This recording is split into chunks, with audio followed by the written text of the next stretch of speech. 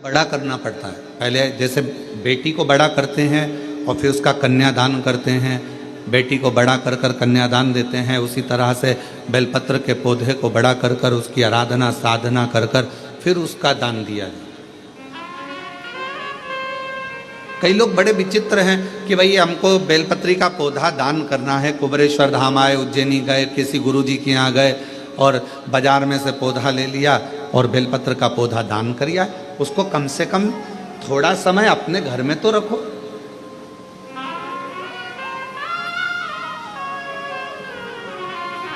गौदान का नियम मालूम है आपको?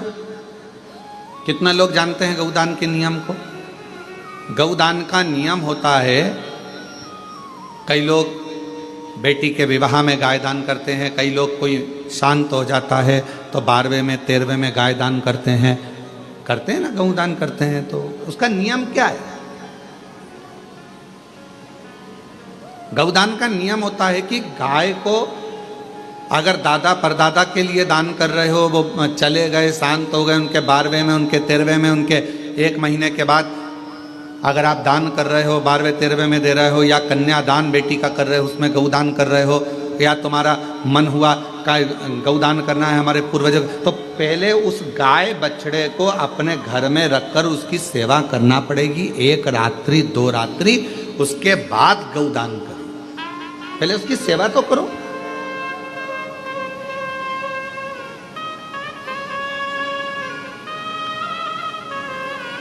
आपने तो डायरेक्ट फोन कर कर कह दिया गाय लिया ना, दान करना है। पंडित जी ने संकल्प छुड़ाया, गाय दरवाजे पर आई और 1 मिनट में संकल्प छूटा। पंडित जी से कहा ले जाओ गाय, लेके जाओ जल्दी से, गाय बछड़ा लेकर जाओ। पंडित जी गाय बछड़ा लेकर चले, ढीले कम करो, गाय बछड़ा पंडित जी लेकर चले। ये श्रेष्ठता नहीं। तुलसा जी का पौधा घर में रखकर उसको पोषित कर कर बड़ा कर कर फिर शालिग्राम भगवान से विवाह कर कर फिर दिया। बेलपत्र का पौधा पहले बड़ा कर कर अपने घर में थोड़ा सा, नहीं ज़्यादा रख सकते तो 8 दिन 7 दिन 5 दिन 15 दिन 20 दिन 1 महीना 2 महीना 4 महीना 6 महीना जितना आपका रख सकते हो रखकर फिर किसी जगह पर लगाए। क्यों? क्या जरूरत है गुरुजी अपने घर में पौधे को रखकर फिर दान करना, अपने घर में पौधे को रखकर फिर कहीं लगवाना, अपने घर में पौधे को पहले परवरिश कर कर फिर कहीं उसको लगवाना? कारण क्या पड़ता है? कारण एक है, वायव्य संहिता शिव महापुराण की कहती है, अगर हमने किसी बेलपत्र के पौधे को अपने घर में रखकर 5 दिन 7 दिन 1 महीना 15 दिन 6 महीना उसको परवरिश करा तो हमारे घर का कितना भी नेगेटिवता, कितनी भी हमारे घर में कुछ भी गंदा हो रहा है, कुछ गलत हो रहा है, कोई गलत हो रहा है, कोई झूठ बोल रहा है, कोई पाप कर्म हो गया हमारे घर में, इस भूमि पर जिसमें हम रहते हैं उस घर में एनर्जी अगर नहीं है तो आपने उस पौधे को अपने घर में रखकर उसका परवरिश कर कर 15 दिन 7 दिन 1 महीना 2 महीना 6 महीना 8 महीना जितना तुम्हारा मन कर जाए, 1 दिन 2 दिन जितना मन कर, उसके बाद पौधे को कहीं लगवा। क्यों? वो हमारे घर का पूरा गलत जो भी विचार होंगे, गलत सोच, गलत विचार, गलत ऊर्जा वो पौधा ग्रहण कर लेता है। बेलपत्र का पौधा अपने अंदर उतार लेता है। बेलपत्र का, और बाद में फिर वो बेलपत्र के पौधे को हम ले जाकर कहीं रोपित कर देते हैं तो उसकी ऊर्जा हमारे घर पर हमेशा रहती है, हमेशा। कैसे? इसके सत्य प्रमाण क्या हो सकता है? तो सत्य प्रमाण का स्मरण करिएगा। एक गाय को 5 दिन 7 दिन 9 दिन 15 दिन अपने दरवाजे से रोटी दीजिए। 9 दिन रोज रोटी दो, 10वें दिन गाय तुम्हारे दरवाजे पर आकर खड़ी हो जाए। बोलो खड़ी होगी कि नहीं होगी? जम के तो बोलो खड़ी होगी ना। गौ माता को तुमने रोटी दिया, अब गाय रोज आकर तुम रोटी खा ला रहे, 2 दिन 3 दिन 5 दिन तुमने रोटी दिया तो गाय आकर खड़ी हो जाएगी। एक कुत्ता को तुम्हारे दरवाजे पर रोटी देना चालू करो, 8 दिन बाद वो कुत्ता तुम्हारे दरवाजे पर बैठना चालू कर देगा। बोलो सही है कि गलत है? जम के तो बोलो। ठीक है। एक पक्षी के लिए 2 दिन, 5 दिन, 7 दिन अपने घर के छत पर अनाज डालकर देखो, 7 दिन के बाद पक्षी तुम्हारे दरवाजे पर, तुम्हारे छत पर आना चालू करेंगे कि नहीं करेंगे? बोलो बोलो, जम के बोलो। पक्षी आ रहे हैं, गाय आ रही है, कुत्ता आ रहा है, किसी को दे रहे हो। इंदौर में रहते हो, सीहोर में आकर तुमने लगा दिया। खरगोन में रहते हो, बरहानपुर में जाकर लगा दिया। ग्वालियर में तुम्हारा मन पड़े तुम अपने घर के आसपास में भी कहीं पर भी उस पौधे को, तुम रहते यहाँ हो 200 मीटर की दूरी पर, 500 मीटर की दूरी पर, 5 किलोमीटर पर, 10 किलोमीटर, कहीं पर भी जाकर उस पौधे को लगा दो। वो पौधा तुम्हारे घर में कितनी भी नेगेटिवता रहेगी, वो पौधा अपने आप तुम्हारे घर की गंदगी को खींचता रहेगा, नेगेटिवता को खींचता रहेगा, कहीं पर भी रहे, किसी भी जगह।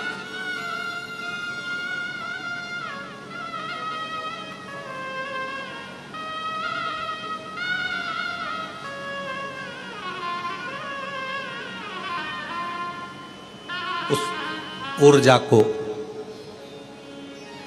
वो पौधा अपने पास की ऊर्जा को देता रहता है, देता है। और सरल भाषा में समझो, वायव्य संहिता को, व्यास जी महाराज द्वारा रचित शिव महापुराण की वायव्य संहिता और सरल भाषा में समझो। बेटी को शादी कर दिया, बेटी चली गई अमेरिका, ठीक है। अमेरिका में जाने के बाद, अमेरिका में पहुंचने के बाद बेटी को तुम्हारी याद आ रही कि नहीं आ रही है? जम के बोलो जरा। आ रही है। तुम्हें बेटी की याद आ रही कि नहीं आ रही है? आ रही।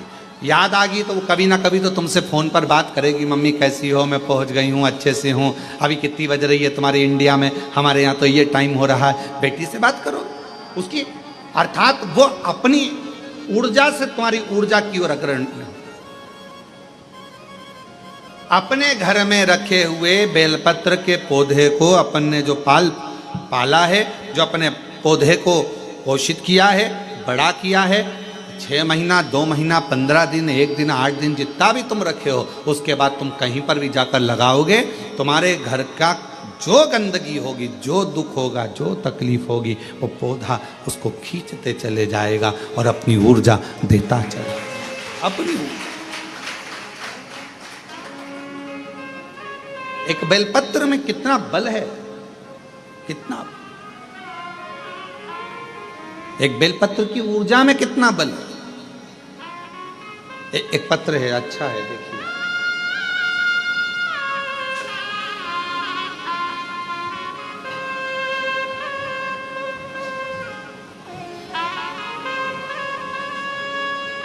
मेरा नाम शिवानी चौहान है। मैं रहने वाली निवासी मनासा जिला देवास से आई हूँ। मनासा जिला देवास से आई हूँ। कहीं बैठी हो तो पीछे से आकर बेलपत्र प्राप्त कर सकती हूँ। गुरुजी, मेरे बच्चेदानी में गठान हो गई थी। मैंने सोनकच्छ, देवास, उज्जैन सब डॉक्टरों को दिखाया, सबने ऑपरेशन का बोला था। फिर मैंने शिवजी पर चढ़ा हुआ जल और बेलपत्र को खाना, डीले कम करो डीले, बेलपत्र खाना शुरू किया। शिवजी पर चढ़ा हुआ जल और बेलपत्र खाना शुरू किया। फिर मैं 5 दिन के बाद डॉक्टर को बताने गई तो उन्होंने बताया कि गठान गल चुकी है, ऑपरेशन की कोई जरूरत नहीं है। ये पत्र, ऑपरेशन की कोई जरूरत नहीं, गठान गल गई।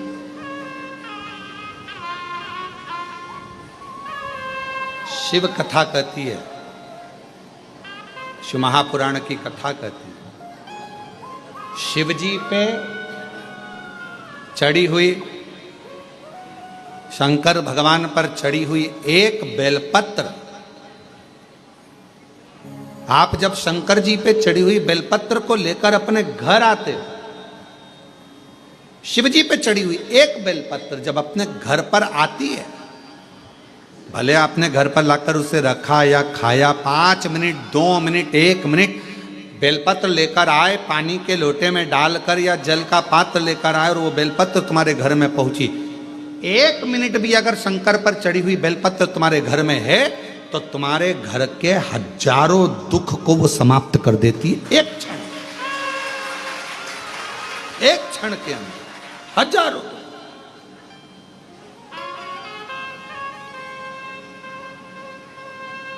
एक पत्र और है, देखिए, अच्छा है, बहुत अच्छा।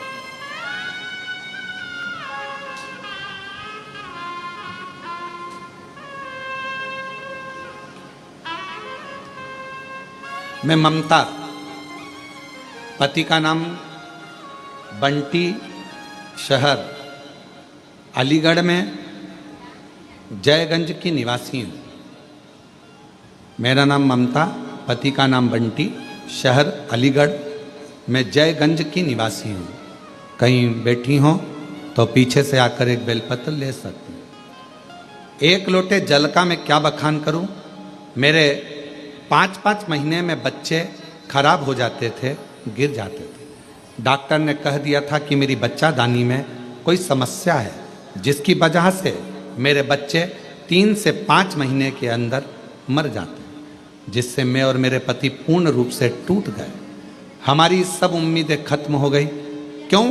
क्योंकि डॉक्टर ने कह दिया था कि संतान सुख नहीं हो सकता। तभी मेरी एक सहेली, एक पड़ोसी ने पशुपतिनाथ व्रत और आपकी कथा के बारे में बताया, तो मैंने पशुपतिनाथ का व्रत करना शुरू किया। कथा सुनना लगी आपकी, और मेरे पति एक लोटा जल लेकर मंदिर जाने लगे। एक दिन कथा में आपने आंकड़े की जड़ का प्रयोग बताया।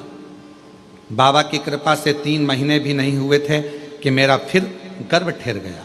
लेकिन गर्भ 4थे महीने में आते से ही पहले जैसी परेशानी आने लगी। डॉक्टर ने कहा कि तुम्हारी बच्चादानी फिर बेकार हो रही है, इसमें टांके लगाना पड़ेंगे। तब हमने कहा, घबरा गए, डर गए। कहा ठीक है सर, हम 2 दिन के बाद में फिर हम शिव जी के मंदिर जाते।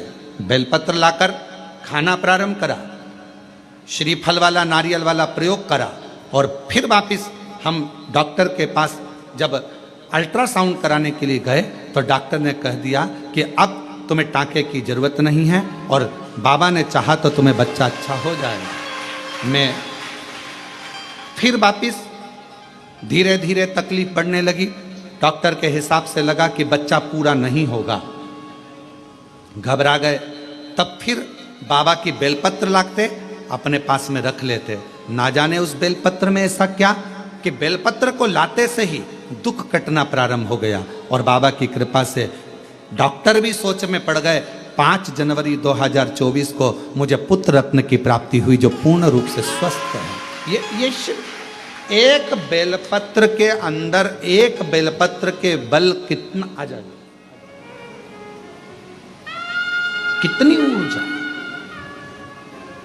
कितना बल एक बेलपत्र के पत्र में होता, कितना बल।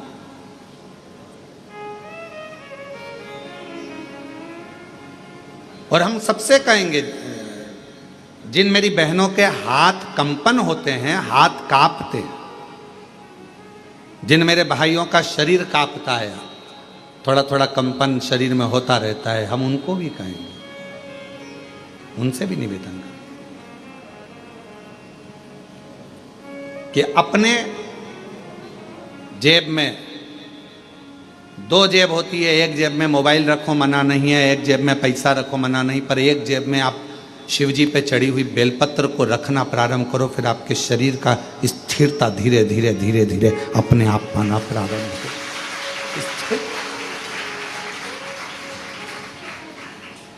जिनका शरीर कांपता है, डॉक्टर का इलाज करवाओ।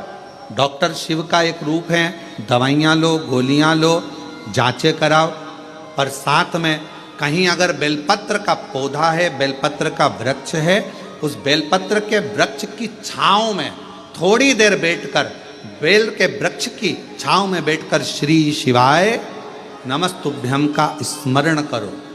8 दिन 15 दिन कर कर देखो। 16वें दिन हमको पत्र लिखकर भेजना कि तुम्हारे हाथ पैर कांपने में थोड़ी आनंद हुआ कि नहीं हुआ, ठीक होना चालू हुआ कि नहीं। ऊर्जा, एक बेलपत्र की पत्ती में वो बल होता है, एक बेलपत्र के वृक्ष में वो बल होता है जो सुख प्रदान करता है।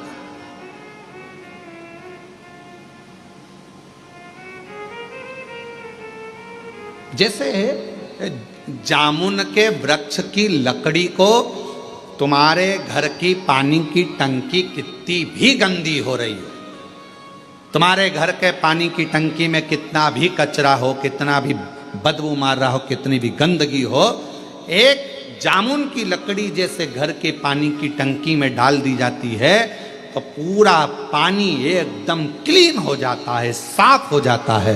उसी तरह बेलपत्र का एक छोटा सा पत्ता भी हमारे जीवन को ना जाने कितनी सफाइयां कर देता, कितना पाप कर्म, कितना दुख, कितना कष्ट, कितनी तकलीफ है। एक बेलपत्र का पौधा, एक बेलपत्र का पत्ता हमारे जीवन को आनंद दे दे। वायव्य संहिता शिव महापुराण की कथा कर एक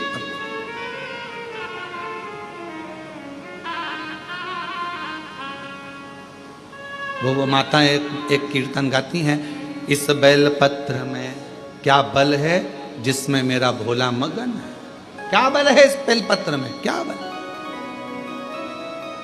कल हरतालिका तीज रहेगी,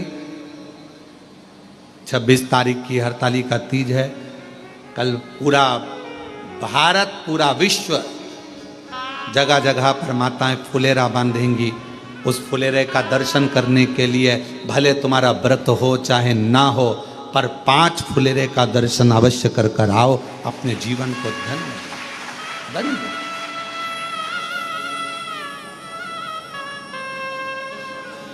धन्य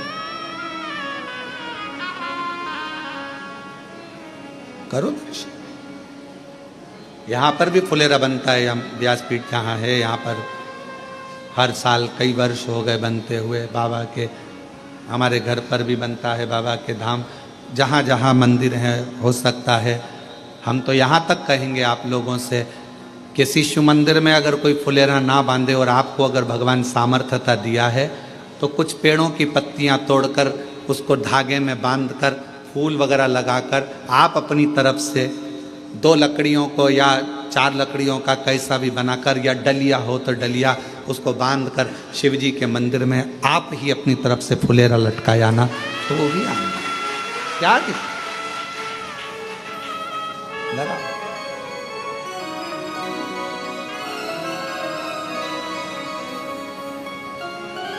टेढ़ा सा मुकुट सिर पर, वो कहते हैं ना, टेढ़ा सा चंद्र सिर पर रखा है किस अदा से, करुणा भरी है, करुणा भरी निगाह से, और बिन मोल जब से छवि निहारी, फूलों में सज रहे गोरा के त्रिपुरारी, फूलों में सज रहे गोरा के त्रिपुरारी, और साथ सज रहे, और साथ सज रहे हिमवान की दुलारी, और साथ सज रहे हिमवान की दुलारी, फूलों में सजे रहेंगे गोरा के त्रिपुरारी, फूलों में सजे रहेंगे हिमवान की दुलारी, और साथ सज रहे हिमवान की दुलारी। वो एक आनंद बेलपत्र के पत्र में, वो आनंद एक बेलपत्र के पौधे में। चंदन की लकड़ी को कीचड़ में पटक दो तो भी सुगंध देती है, चंदन की लकड़ी को अलमारी में बंद कर दो तो भी सुगंध देती है, चंदन की लकड़ी को एक कपड़े में बांध कर रख दो तो भी सुगंध देती है। चंदन की लकड़ी को छत पर रख दो तो भी सुगंध देती है। चंदन की लकड़ी को जमीन में गाड़ दो तो भी सुगंध देती है। चंदन की लकड़ी चाहे कीचड़ में पटको चाहे कचरे में पटको, पर चंदन की लकड़ी अपनी सुगंध दिए बिना नहीं रहती। उसी तरह बेलपत्र अपना असर दिखाए बिना रह नहीं सकता। बेलपत्र और बेलपत्र का पौधा अपना असर दिखाए बिना रहता नहीं है, वो उसकी ऊर्जा वो दिखाता, उसका ऊर्जा हमें सुख देता। शिव जी के मंदिर में जाओ ना तो तुम वहां से प्रसाद मांगो ना मांगो पर एक बेलपत्र का प्रयास करा करो। हाँ, यहाँ लोग आते हैं, बेलपत्र कई माताएं पूजन कर कर चली जाती हैं, वहाँ बेलपत्र पड़ी रहती है, कई माताएं उसको उठा लेती है, धोती है, खा लेती।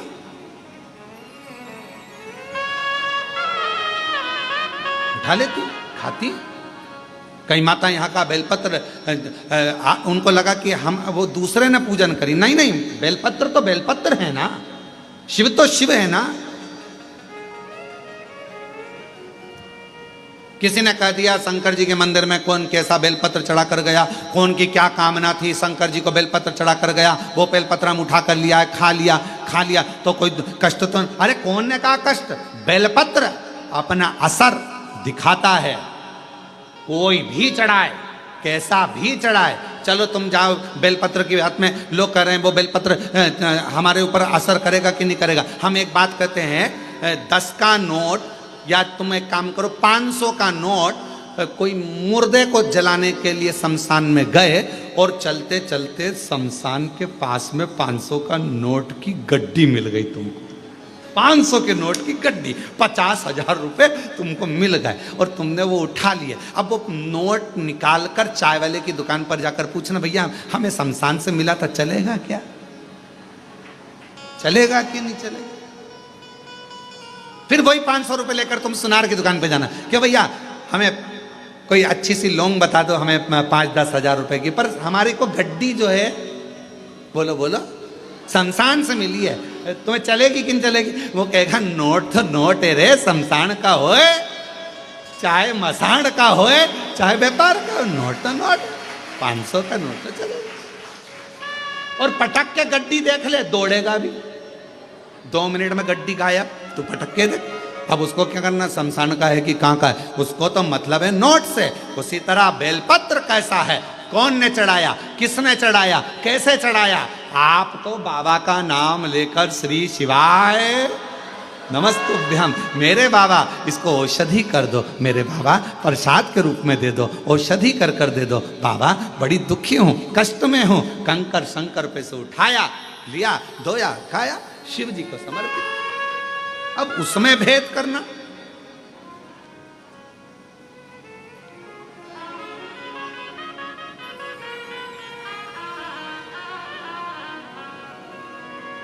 नोट तो नोट है, चाहे वो शमशान में हो, चाहे वो मकान में हो, चाहे वो बंगले में हो, चाहे वो झोपड़े में हो, नोट अपना काम अपनी जगह का। इसलिए निवेदन है, भ्रम में बिल्कुल मत पड़ना। बहुत भ्रम फैला रहे हैं लोग आज के जमाने में।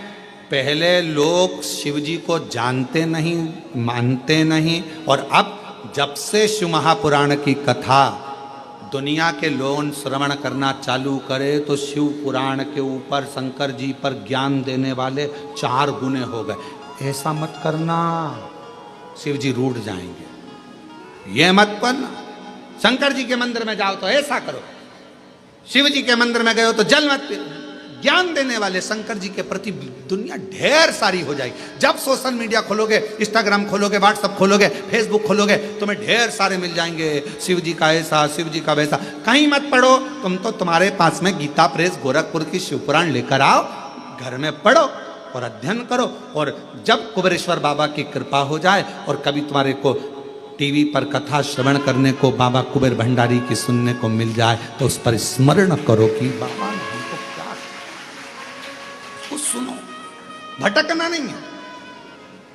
जब कोई 10 तरह की बातें बताने लगे कि अपन ने सुन रखा है कि बेलपत्र खाने से रोग मिटेगा, अपन ने सुन रखा है कि शंकर जी पे चढ़ा हुआ जल हमारा कल्याण करेगा, फिर कोई ज्ञान दे तो टीवी बंद कर दो। फिर कोई कहे कि ऐसा मत करो वैसा मत करो, तो मोबाइल में रील चैन, फिर अपने को नहीं दे, क्योंकि अपना विश्वास टूटता, अपना भरोसा टूटता। एक तरफ तो हम भरोसा कर रहे हैं कि हमारा शंकर हमारे दुख हरेगा, और दूसरी तरफ हमने किसी के मुंह से ऐसा सुन लिया, फिर हमारा भरोसा टूट गया, ऐसा करूंगी तो ऐसा हो गया, मतलब मन फिर दो हो गए, फिर डोल गए। अभी तक एक मन था, मतलब जिससे प्रेम करा उसके प्रति तुम्हारा इतना समर्पण हो गया कि नहीं शादी करूंगी तो तेरे से ही करूंगी, भले तू भेंगा होए पर तेरे से ही करूंगी, चाहे कुछ भी हो तेरे से करूंगी, चाहे कहीं नहीं जाऊं बस तेरे से करूं। अब थोड़े समय के बाद मालूम पड़े फिर मन डोल गया कि नहीं, इससे ज्यादा धन तो कहीं दूसरी जगह पर है। फिर अब निकल मन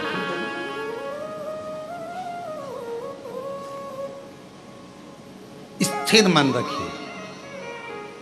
हमने कुबेरेश्वर बाबा के मुख से हमने शिव महापुराण की कथा को श्रवण करा है, और हमने उनके मुख से सुना है कि जल पीने से दुख कटेगा। कटेगा ये इतने पत्र, एक पत्र और अच्छा है देखो।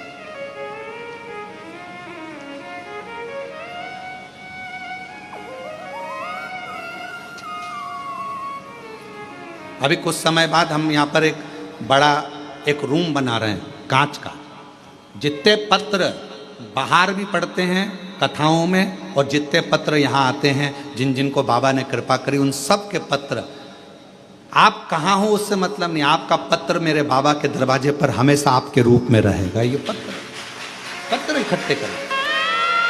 जो दुनिया के लोग कहते हैं कि कुबेरेश्वर धाम, तो उनको आकर उन पत्र को दर्शन करना चाहिए। तुम्हारा मन पड़े निकालो और पढ़ो कि पत्र में क्या लिखा है, कितनी कृपा।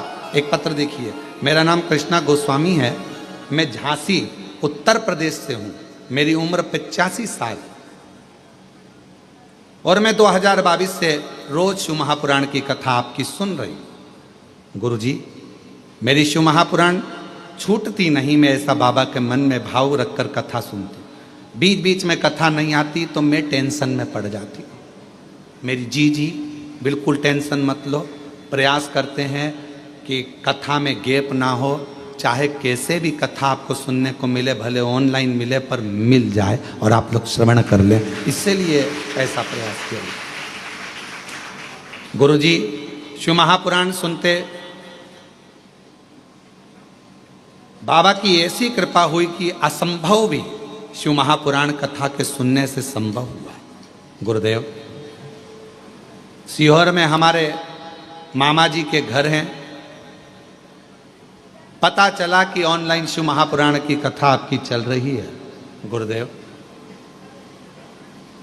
10 साल से मुझे एक बीमारी थी यूरिन की, वो प्रॉब्लम इतनी ज़्यादा थी कि उसका ऑपरेशन डॉक्टर मेरी उम्र के हिसाब से नहीं कर सकते थे। पर 10 जून को हम बाबा के इस पवित्र प्रांगण को आए और बाबा से विनय कर कर गए कि 10 साल से मुझे यूरिन की तकलीफ है और मैं कहीं जा नहीं सकती, आ नहीं सकती, इतनी ज़्यादा तकलीफ है। 10 साल। पर किसी ने कहा है कि कुबेरेश्वर धाम की भूमि पर अगर कंकर शंकर का पूजन करा जाए और एक रुद्राक्ष लेकर जाया जाए, उसका जल पिया जाए, बाबा कृपा कर। गुरुजी, मैं एक दिन भी सही से नहीं रहती थी उस यूरिन की प्रॉब्लम के कारण, 10 साल से तकलीफ में थी। 10 जून से यहाँ से जब से मैं बाबा की पूजन कर कर गई हूँ, आज तक बाबा की कृपा से मुझे कोई तकलीफ नहीं हुई यूरिन की। मैं बाबा की कृपा से ठीक, कहीं बैठी हो तो बेलपत्र लेने के लिए आ सकती। मेरा नाम कृष्णा गोस्वामी है, मैं झांसी उत्तर प्रदेश से हूँ, मेरी उम्र 85 साल है। शिव की और तेरी कृपा का किस पर हो, जरा सी हम पर कर दो, जरा सी हम पर कर दो। तेरी कृपा का क्या है भरोसा, कब किस पर हो जाए जरा सी हम पर कर दो। जरा सी हम पर कर दो। जिस पर भी हो गई तेरी कृपा करुणा वो भव पार हुआ,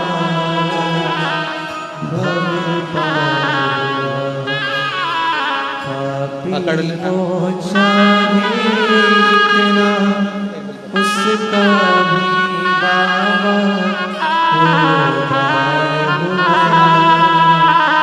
हुआ। आ जाओ धीरे से आ जाओ। गणका जैसे तेरे मन को भाए जरा सी हम पर कर दो।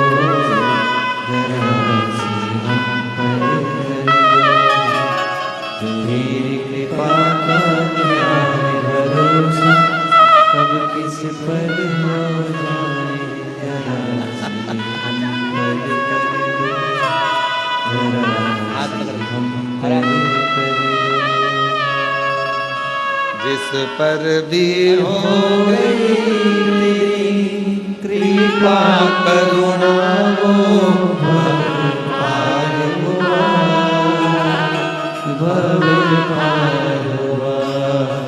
पापी हो चाहे जितना उसका भी बाबा उद्धार हुआ, उद्धार हुआ। गिद्ध अजामिल गणिका जैसे तेरे मन को भाए जरा हम पर कर दो। जरा हम पर कर दो। जैसे चंदन की लकड़ी को कहीं पर भी दबा दो, चंदन की लकड़ी भले कीचड़ में पड़ी हो